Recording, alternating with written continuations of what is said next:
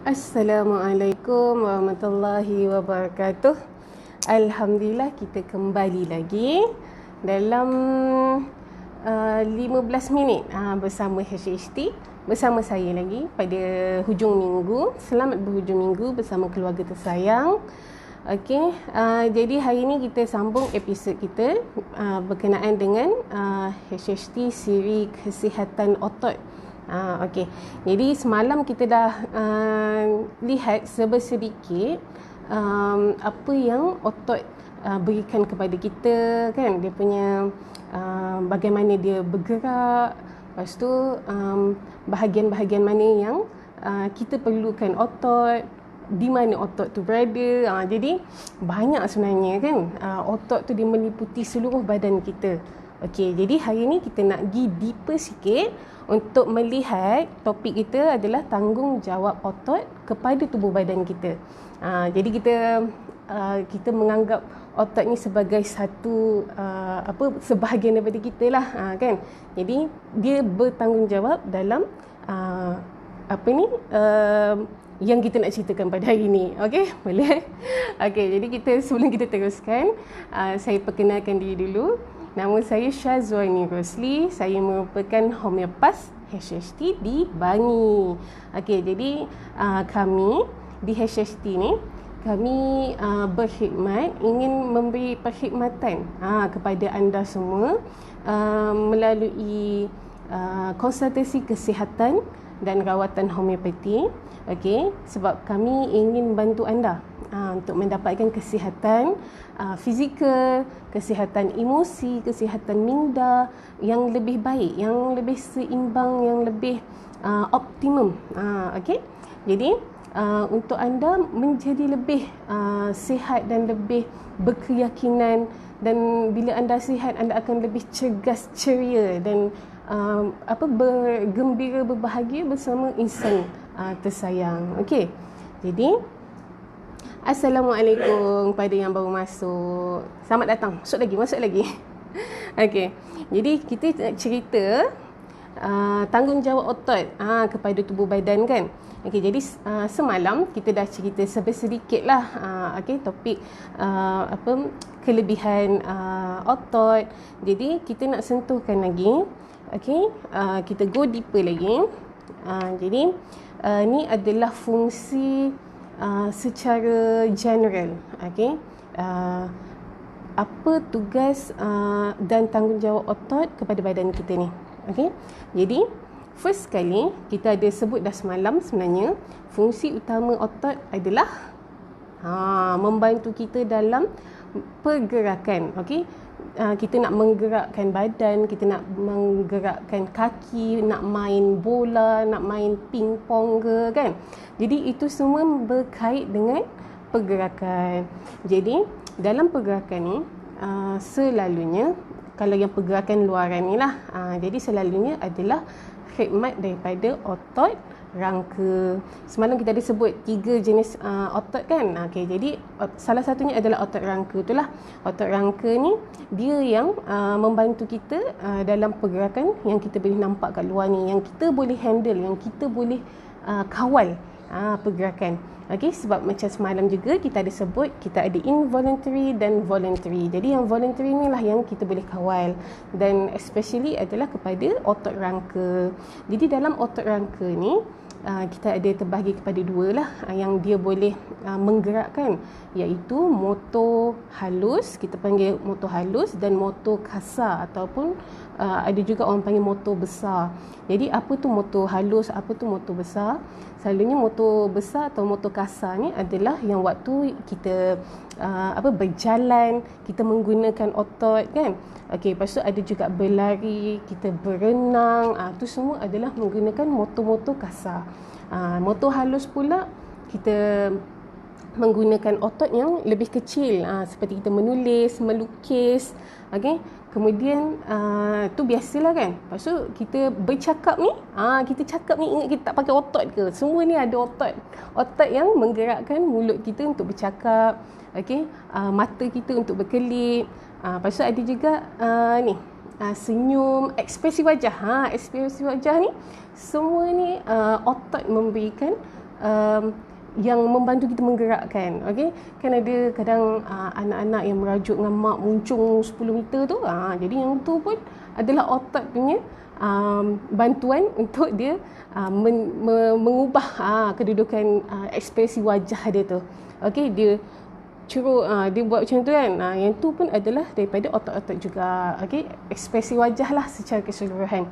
Okey, jadi itu semua adalah pergerakan, walaupun sekecil-kecil pergerakan, itu adalah bantuan daripada pergerakan otot kita. Okey. Okey, jadi semalam pun saya ada sebut kan. Jadi dalam voluntary muscle tu dia ada juga yang auto reflex, seperti apa tu? Bila kita pegang benda-benda yang contoh benda panas kan. Jadi kita tarik secara automatik. Tu daripada nerve kita hantar signal untuk kita tarik. Okey, jadi tu adalah sumbangan-sumbangan dan tanggungjawab kita punya otot kepada tubuh badan kita. Okey. Jadi tu adalah first kali fungsi utama otot diberikan kepada kita. Okey. Alright. Jadi kemudian kita nak masuk juga selain daripada tu, otot juga dia membantu dalam menyeimbangkan tubuh badan kita ni.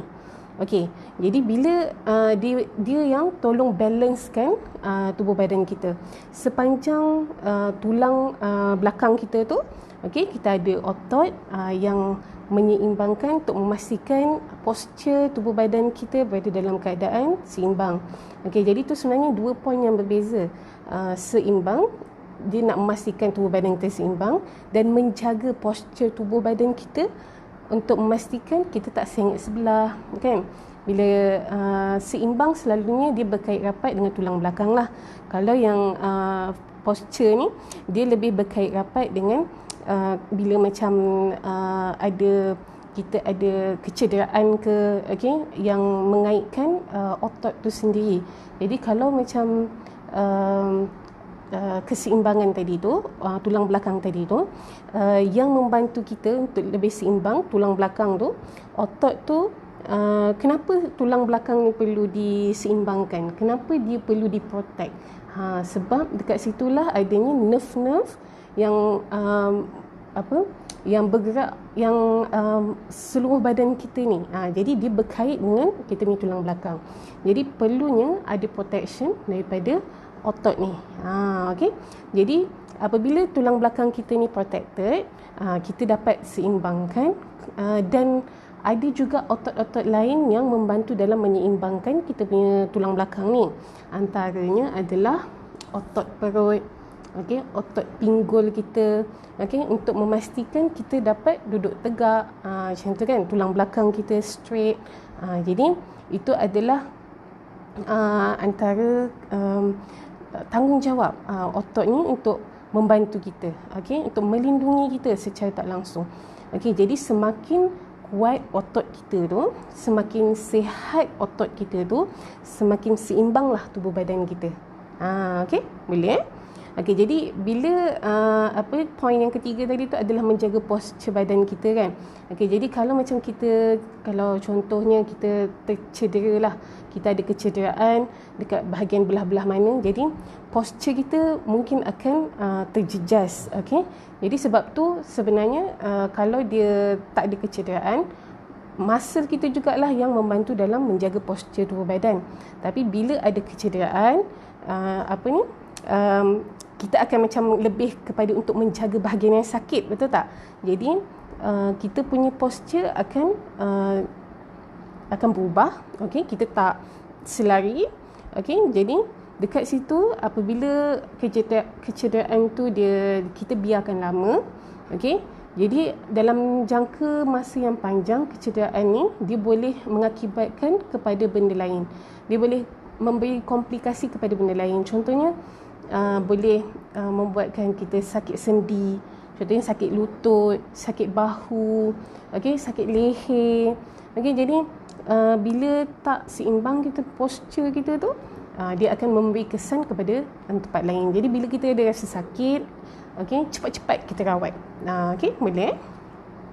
Okey, tu adalah 3 fungsi. Kemudian kita nak tengok juga, okey, tadi kita ada sebut macam tulang belakang tadi, fungsi dia adalah untuk dilindungi. Otot ni dia melindungi tulang belakang. Jadi bukan sahaja tulang belakang yang otot ni lindungi, keseluruhan tubuh badan kita ni sebenarnya otot ni lindung. Okey. Jadi bukan sahaja dekat, kan kalau ada siapa yang pernah tengok dekat internet ke ataupun dekat buku sekolah ke, kan ada tunjuk gambar muscle orang berdiri, kan. Jadi itu adalah muscle yang paling luar lah. Tu dia melindungi seluruh tubuh badan kita, termasuklah tulang semua, kan. Jadi bukan itu sahaja yang dilindungi, dekat setiap organ dalam badan kita ni otot tu ada juga. Jadi kalau kita nak tengok lah, kan, sebenarnya badan kita ni ada double triple protection. Subhanallah, alhamdulillah, kayaknya banyak sangat yang otot ni dia membantu kita. Bukannya pergerakan sahaja, tapi dia melindungi kita punya organ. Jadi macam mana dia lindung organ kita ni? Okey, jadi dalam kita punya badan tu, kita boleh nampak dia sebenarnya melindungi organ daripada bahagian depan, okey, dari bahagian belakang, daripada bahagian sisi kita. Kemudian ada juga kalau kita tengok contoh semalam yang saya ada bagi adalah jantung, kan. Okey, jadi ada otot yang betul-betul dia melindungi jantung. Jantung ni adalah satu benda yang vital, satu benda yang sangat penting dalam kita punya diri kita ni lah, untuk kita hidup ni, betul tak? Jadi bila macam tanpa jantung pula, tanpa otot tu yang dekat jantung ni, okey, kalau kita jatuh ke, kalau macam kita tergeser ke, akan ada gegaran, betul tak? Jadi gegaran ni lah otot ni dilindungkan supaya kita punya jantung ni dia tak cedera, okey. Sebab otot ni dia satu yang sangat sensitif lah, kan. Jadi otot-otot ni adalah dia memberi peranan untuk melindungi setiap organ yang ada dalam badan kita. Okey, boleh? Okey. Dia lindung daripada gegaran yang kita jatuh, daripada geseran yang kita berlaku geseran ke antara organ-organ yang lain ke, tu pun dia lindung juga. Okey. Okey. Kemudian yang terakhir sekali untuk malam ni, kita punya otot ni bijak tau. Yalah, subhanallah, tu adalah kerja Tuhan lah, kan. Tapi dia punya kelebihan, fungsi yang dia berikan kepada tubuh badan kita ni, dia menjaga suhu badan kita untuk kita maintain normal. Macam tu. Jadi apa yang berlaku, apa yang dia jagakan tu.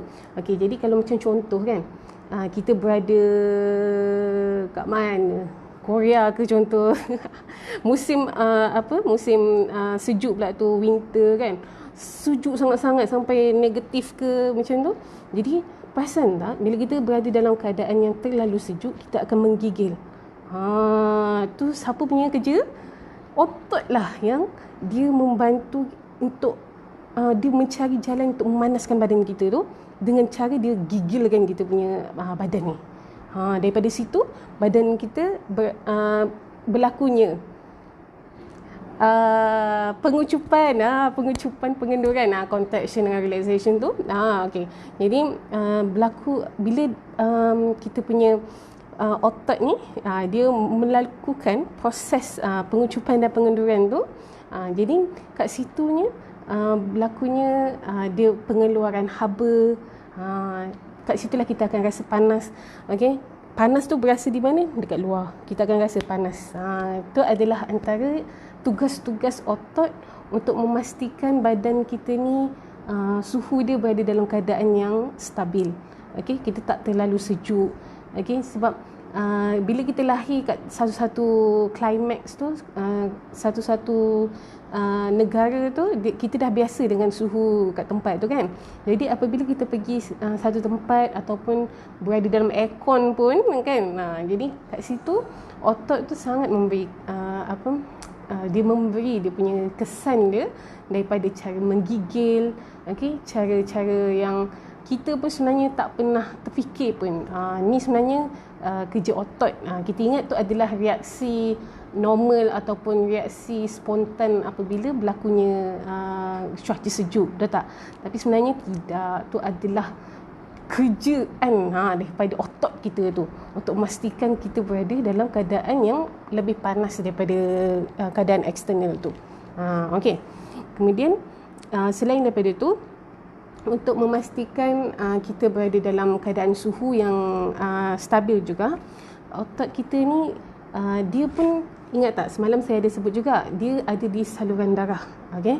Jadi dekat saluran darah ni, dia yang membantu juga untuk contraction dengan relaxation tu, pengucupan dan pengenduran tu. Okay.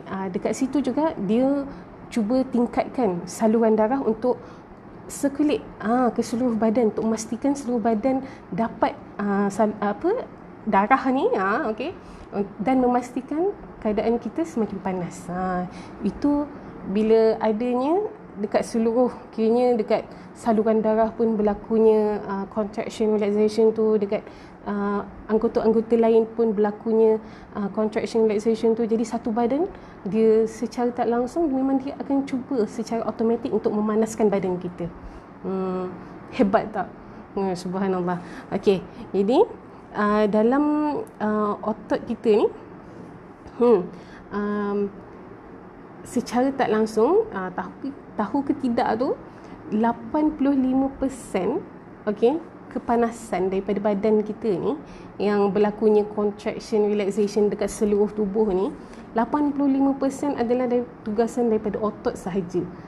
Jadi kalau cuba bayangkan, apabila otot tu cedera, apabila otot tu ada something yang melemahkan dia, dia jadi lemah, dia jadi dia tak bergerak secara optimum.